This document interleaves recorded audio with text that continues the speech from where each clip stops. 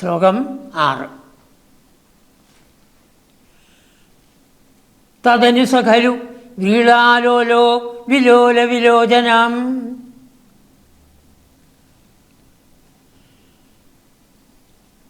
എപ്പോഴാണോ കൃഷ്ണൻ സെമന്തകം കൊണ്ടുവന്ന്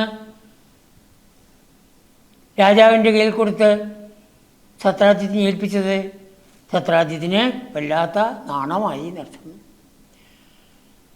അപരാധബോധം. വിളാലോല, ലജ്ജ, വല്ലാത്ത ലജ്ജ. എങ്ങനെ കൃഷ്ണൻ്റെയും മറ്റുള്ളവരുടെയും മുഖത്ത് നോക്കും? അങ്ങനെ ലജ്ജയോടുകൂടിയ ആ സത്രാജിത്ത് വിലോല വിലോചനാം ദുഹിതരം, അതിസുന്ദരിയായ ചഞ്ചലങ്ങളായ നയനങ്ങളോടുകൂടിയ സുന്ദരിയായ തൻ്റെ പുത്രിയെ ദുഹിതരം,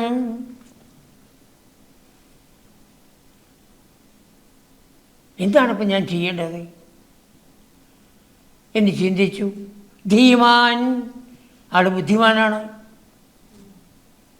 ഭാമാം ഗിരൈവ പരാർപ്പിതാം, തൻ്റെ മകള് സത്യഭാമയെ വേറൊരാൾക്ക് പറഞ്ഞതാണ്. ആർക്കാണ്? ശതധന്വാവിന്.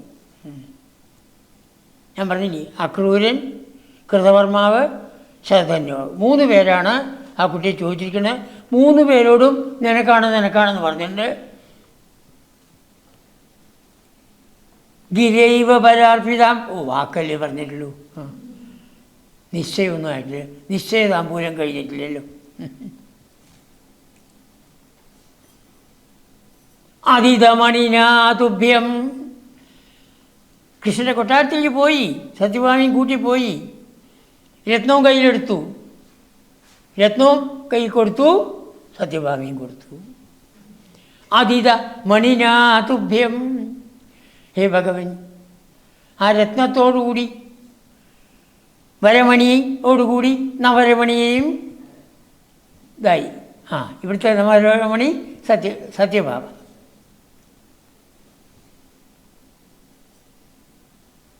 ഭഗവാൻ മനസ്സുകൊണ്ട് ചിരിച്ചു. ലഭ്യം സമേത്യ, എന്താണ് തനിക്ക് ലഭിക്കേണ്ടത്? അത് കിട്ടി. തനിക്ക് കിട്ടേണ്ടത് സത്യഭാമയാണ്, അതുകൊണ്ട് രത്നം വേണ്ടത് എനിക്ക്. ലഭ്യം സമേത്യ ഭവാനവി പ്രമുദിതമനാഹ, ആ മനസ്സിന് ഭഗവാൻ സന്തോഷം. ഭഗവാൻ എപ്പോഴും സന്തോഷം തന്നെയാണ്. പിന്നെ തൻ്റെ ഭക്തയായ ആ സത്യഭാമയെ ഈ വിധത്തിൽ തനിക്ക് സ്വീകരിക്കാൻ സാധിച്ചുവല്ലോ, അവളെ അനുഗ്രഹിച്ചുവല്ലോ, അതിലാണ് സന്തോഷം. പ്രമുദിതമനാഹ, സത്യഭാമയെ അടുത്തങ്ങനെ വിളിച്ച് നിർത്തി. രത്നം സത്രാജിത്തിൻ്റെ കയ്യിൽ തന്നെ കൊടുത്തു. തസ്യൈവാദാൻ മണിം, തസ്യൈവ മണിം അതാത്, അദ്ദേഹത്തിന് തന്നെ ആ രത്നത്തെ കൊടുത്തു. ഇത് മുമ്പ് ചോദിച്ചല്ലേ, രാജാവിന് ചോദിച്ചതല്ലേ, അപ്പോൾ ഇപ്പോൾ തന്നപ്പോൾ കൊടുക്കണം. ഗഹനാശയ, അദ്ദേഹത്തിൻ്റെ മനസ്സിൽ എന്തൊക്കെയാണെന്ന് അറിയില്ല, എന്തൊക്കെ ഉദ്ദേശിച്ചിട്ടാണ് ഓരോ കാര്യങ്ങൾ ചെയ്യുന്നതെന്ന് പറയാൻ സാധിക്കില്ല. നമ്മുടെ ജീവിതത്തിൽ നോക്കിക്കൊള്ളണം, നാം വിചാരിച്ച പോലെ ചില കാര്യങ്ങൾ നടക്കില്ല. ഒക്കെ ഭഗവാൻ നിശ്ചയിച്ചു കഴിഞ്ഞതാണ്. പലതും നമുക്ക് ദോഷകരമായിട്ട് വരും, അത് പിന്നീട് ഗുണകരമായിരുന്നു എന്ന് പിന്നീട് തോന്നും. അങ്ങനെ സംഭവിച്ചത് നന്നായി. ആചാര്യന്മാർ ഇതിന് പറയുക. ഒരാൾ ഫ്ലൈറ്റിൽ പോകാൻ ഡൽഹിക്ക്, അവിടെ എത്തുമ്പോഴേക്ക് ട്രാഫിക് ജാം കൊണ്ട് എത്താൻ പറ്റിയില്ല. പ്ലെയിൻ പോയി. കഷ്ടം, എനിക്ക് എത്തേണ്ടതാണെന്ന് പറഞ്ഞിരുന്നായി. ഒരു 1/2 മണിക്കൂർ കഴിഞ്ഞപ്പോൾ ഉണ്ട് പ്ലെയിൻ ക്രാഷ്. പ്രമുദിതമനാഹ, അപ്പോൾ നമ്മുടെ സന്തോഷം ഒന്ന് ആലോചിച്ച് നോക്കൂ. അതുപോലെയാണ് ഭഗവാൻ. പ്രമുദിതമനാഹ, എന്തെന്നില്ലാത്ത സന്തോഷത്തോടുകൂടി ഭഗവാൻ സത്യഭാമയെ സ്വീകരിച്ചു. ആ രത്നത്തിനെ തിരിച്ചു കൊടുത്തു. അപ്പോൾ എന്തെങ്കിലും പറയണ്ടേ? അങ്ങയുടെ കഴിഞ്ഞാൽ എൻ്റെ കഴിഞ്ഞാൽ രണ്ടും ഒന്നല്ലേ. ഇപ്പോൾ വേറെ ആരുമില്ല, ഒരു മകളല്ലേ ഉള്ളൂ. അപ്പോൾ അങ്ങനെ ഉള്ള മുഴുവൻ എനിക്കുള്ളതല്ലേ എന്നുള്ള അർത്ഥം. ഇതാണ്. ഒന്നും പറയാണ്ട് തിരിച്ചു കൊടുത്തു. പക്ഷെ എന്താ സംഭവിക്കാൻ പോകണമെന്ന് നമുക്ക് കാണാൻ സാധിക്കും. അതാണ്. അപ്പോൾ ഇപ്പോൾ ഭഗവാന് ഭാര്യമാർ 3 പേര്, രുക്മിണി, ജാമ്പവതി, സത്യഭാമ. പക്ഷെ എപ്പോഴും സത്യഭാമയാണ് രണ്ടാമത് പറയുക. അല്ലെങ്കിൽ ലഹള കൂട്ടും. ഇപ്പോൾ സത്യഭാമയാണ് ഒടുവിൽ കിട്ടിയിരിക്കുന്നത്. ആ സത്യഭാമയുമായി ഭഗവാൻ രമിക്കുന്നു. ശ്ലോകം 7. വ്രീളാകുലാം രമയതി ത്വയി സത്യഭാമാം. ഹേ ഭഗവൻ, ത്വയി രമയതി, അങ്ങ് രമിച്ചുകൊണ്ടിരിക്കുന്ന ആ സമയത്ത് ആരുമായി? സത്യഭാമയുമായി. ഓർമ്മ വേണം, ആ സമയത്തൊക്കെ മറ്റു ഭാര്യമാരുടെ അടുത്ത് ഭഗവാനുണ്ടാവും.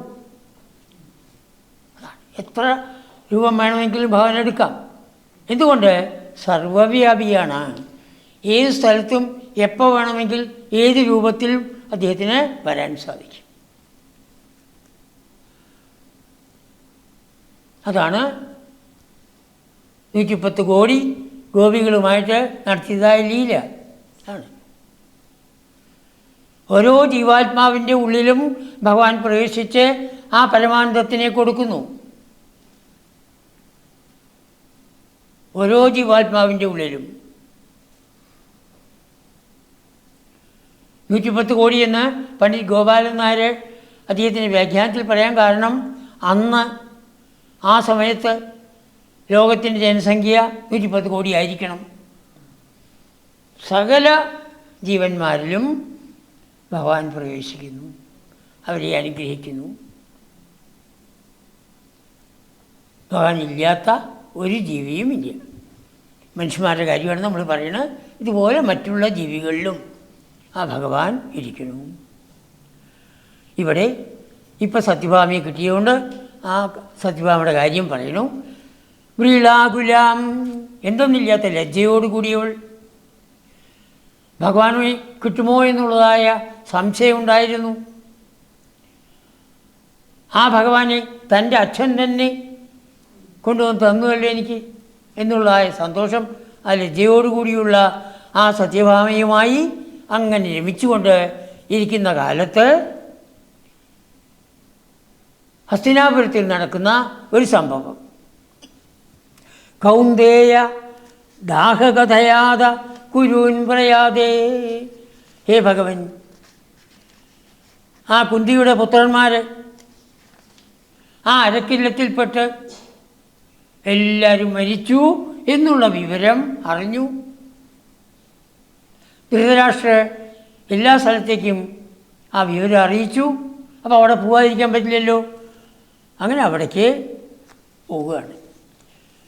കൗന്ദേയ ദാഹകഥയാത കുരൂൻ പ്രയാതേ. കുരുദേശം ഹസ്തിനാപുരം.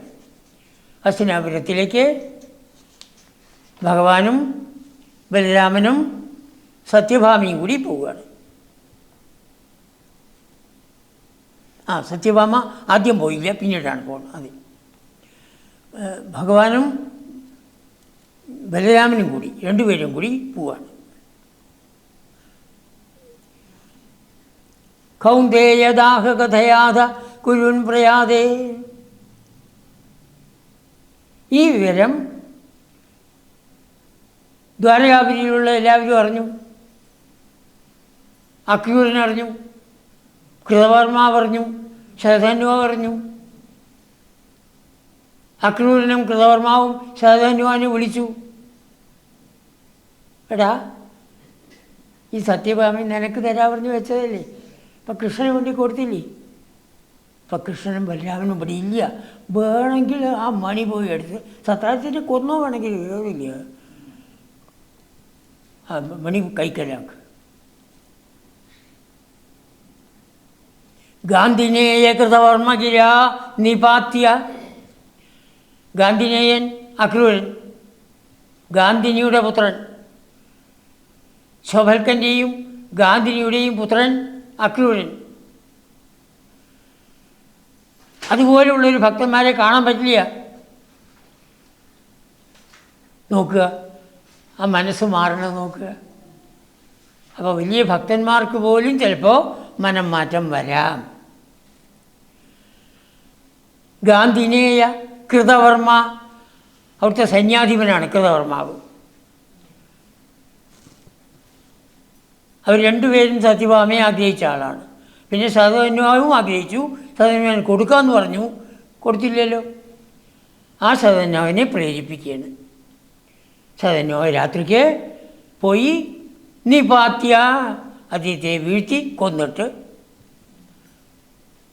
ഇയാൾ ചെറുപ്പക്കാരൻ, സത്രാജിത്ത് വയസ്സായ ആൾ. ഗാന്ധിനേയ കൃതവർമ്മഗിര നിപാത്യ,